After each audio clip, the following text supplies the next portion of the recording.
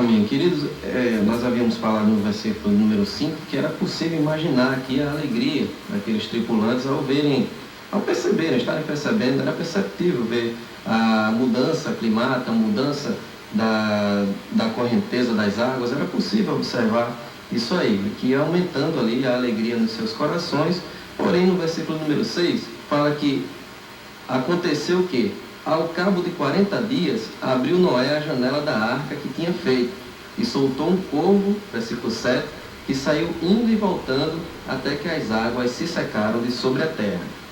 Houve aqui esse período a mais aqui de 40 dias em que ele esperou para que pudesse abrir essa janela e observar realmente o que estava acontecendo do lado de fora, né? É um período a mais de espera. Depois que os montes já foram avistados, a grande provação mesmo havia terminado, né? E por esse espaço aí de 40 dias de espera, deve ter produzido aí uma fagulha mesmo de ansiedade, que seria normal.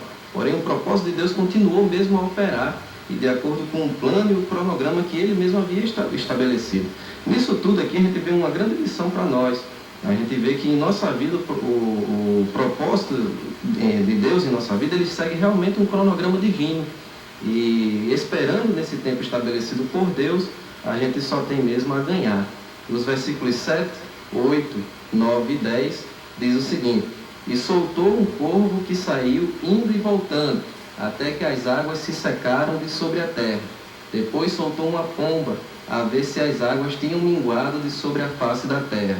A pomba, porém, não achou repouso para a planta de seu pé, e voltou a ele para a arca, porque as águas estavam sobre a face de toda a terra.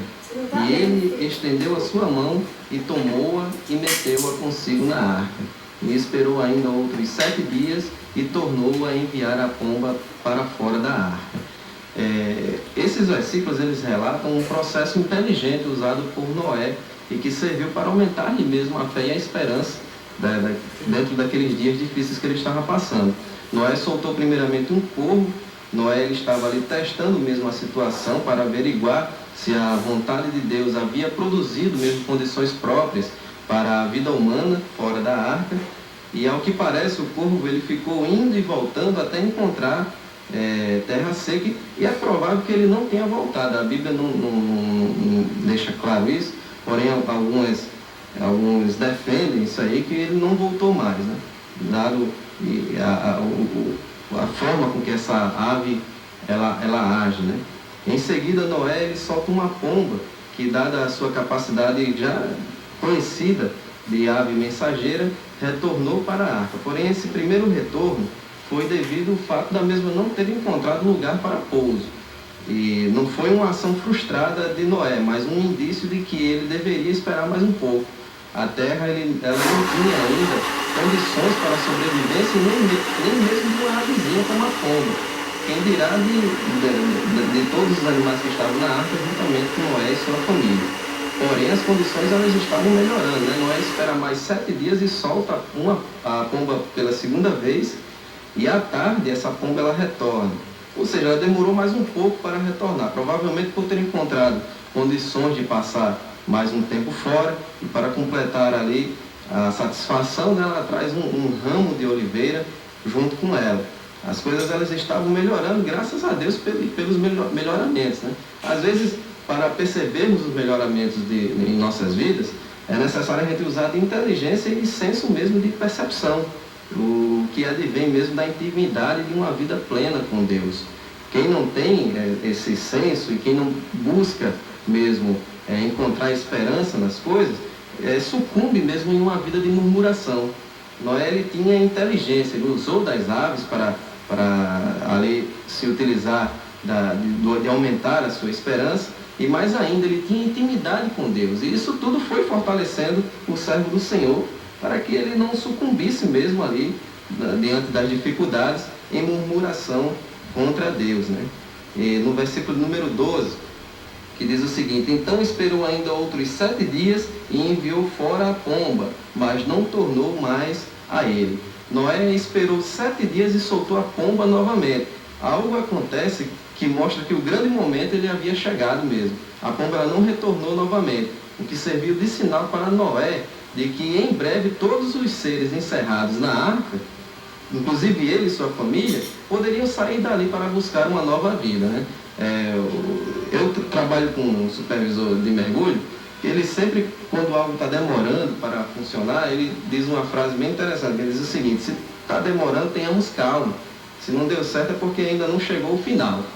Às vezes o dar certo é a gente reconhecer em nossas vidas que Deus é que está trabalhando no controle e que a gente não deve mesmo esperar, antecipar as coisas, não, esperar. Muita gente diz o seguinte: não, eu lancei nas mãos do Senhor, eu coloquei na mão de Deus e estou esperando para que Ele haja, mas fica por fora questionando, procurando opiniões de outras pessoas, demonstrando que realmente não jogou mesmo na mão de Deus. Se colocou na mão de Deus, meu irmão, espere, aguarde o tempo de Deus mesmo, que Ele vai chegar. E quando chegar, é o tempo correto que Deus estabeleceu.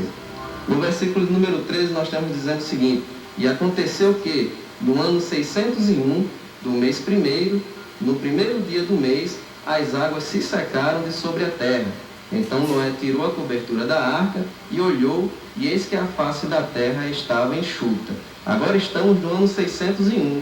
Confrontando esse versículo aqui com o do versículo 11 do capítulo 7, a gente conclui que Noé e sua família e todos os animais permaneceram aí na arca por um espaço aí de 1 ano. E se considerarmos que o calendário mesmo judaico que podemos aplicar aqui, que é semelhante ao nosso calendário ocidental, uns meses aí em torno de 30 dias, essa contagem ela vai dar em torno mesmo de 1 ano, que se passou 1 ano contando meses com dias de 30 dias. Então, no versículo número 14, e no segundo mês, aos 27 dias do mês, a terra estava seca. Então, desse tempo que Noé tira a cobertura da arca, no versículo 13, até o versículo número 14, ele espera aí mais um mês para verificar que a terra estava realmente completamente seca e capaz de dar condições à vida deles, né? A vida para eles prosseguirem com sua vida. Nos versículos de número 15 e 16, nós temos dizendo o seguinte: então falou Deus a Noé dizendo: sai da arca, tu e tua família, e teus filhos, e as mulheres de teus filhos contigo. Né? Deus fala com Noé para que o mesmo saia da arca e o mesmo obedece. Terminou aí essa grande, finda mesmo essa grande provação que eles estavam falando, né?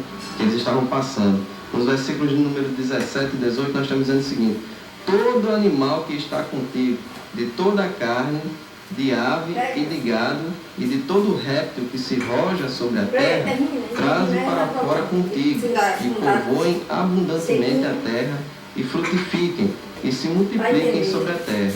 Então saiu Noé, e seus filhos, e sua mulher, e as mulheres de seus filhos. Todos que estavam na arca, eles saíram com segurança. O que nos faz lembrar mesmo é da segurança que temos em Deus. Deus é nosso refúgio e fortaleza, Ele é o nosso verdadeiro socorro.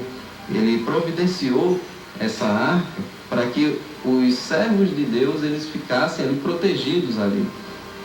Deus ele dá os seus meios, ele providencia a sua forma de trabalhar, é uma forma mesmo mantenedora, é uma forma que nos passa segurança.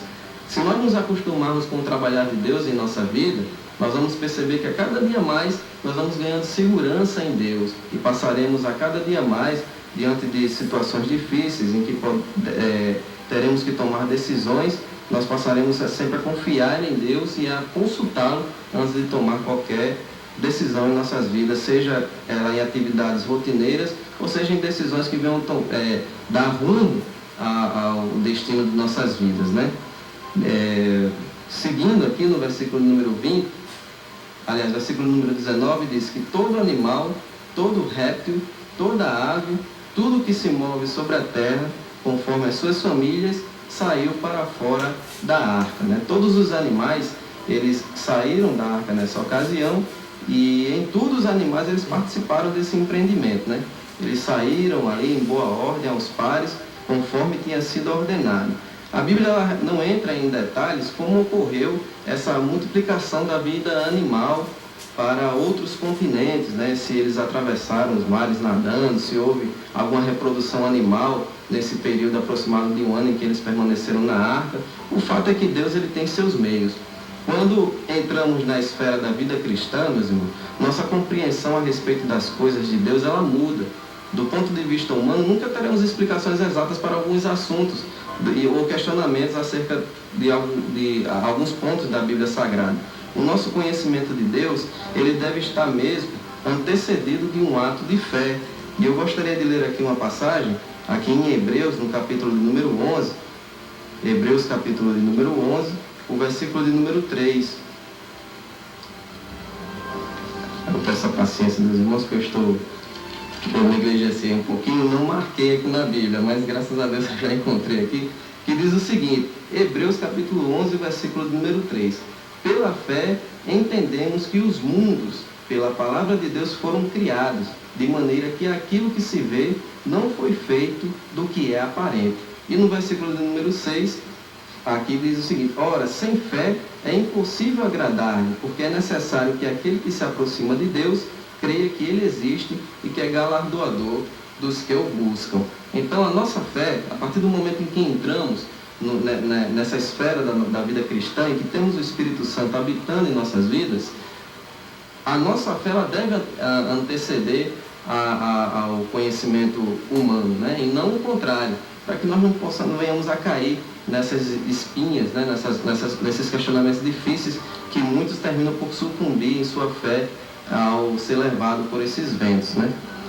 No versículo de número 20 diz o seguinte, e edificou Noé um altar ao Senhor, e tomou de todo animal limpo e de toda ave limpa, e ofereceu holocaustos sobre o altar, né? Esse versículo número 20, Noé levanta o altar ao Senhor, o andar de Deus é o que governa mesmo a vida de Noé, né? E o dilúvio em nada alterou isso. A provação que ele passou durante esses momentos difíceis, em nada alterou a fé de Noé em Deus. Noé havia feito provisão, né, para esse holocausto, sinal de que ele já previa que iria sair mesmo dessa arca, a fé manifestada nele, e ele faz essa provisão desses animais para que ele pudesse oferecer em sacrifício eles e fazer, isso acontece justamente naquele momento em que ele faz aquela separação dos animais que entram de 7 em 7. No versículo número 21, nós temos dizendo o seguinte, e o Senhor cheirou o suave cheiro, e disse o Senhor em seu coração, não tornarei mais a amaldiçoar a terra por causa do homem, porque a imaginação do coração do homem é má desde a sua meninice, nem tornarei mais a ferir todo vivente como fiz. Aqui fala que Deus ele aceitou realmente a oferta dada por Noé, numa linguagem aqui mesmo antropomórfica, né, que Deus cheirou esse cheiro suave do sacrifício, justamente significando isso, que ele aceitou esse sacrifício, essa adoração dada por Moisés. O fato de Deus ter dito que não feriria mais o homem, não significa que ele não castigaria mais a humanidade, nem que traria mais, dificuldades sobre os homens, não.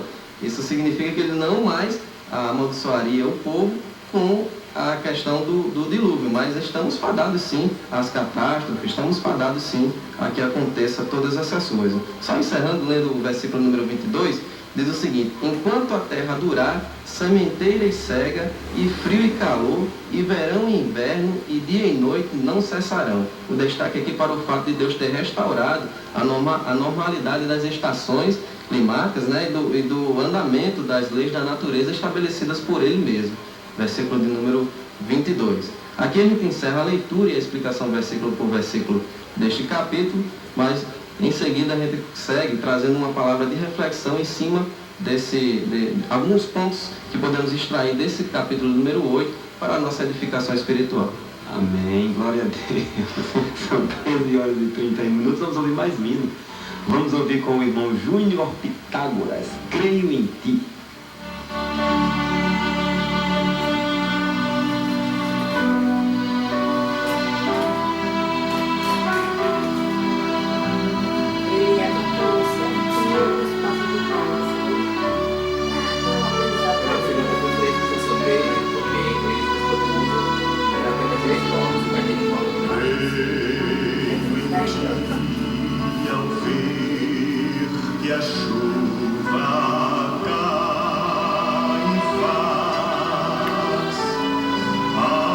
sopra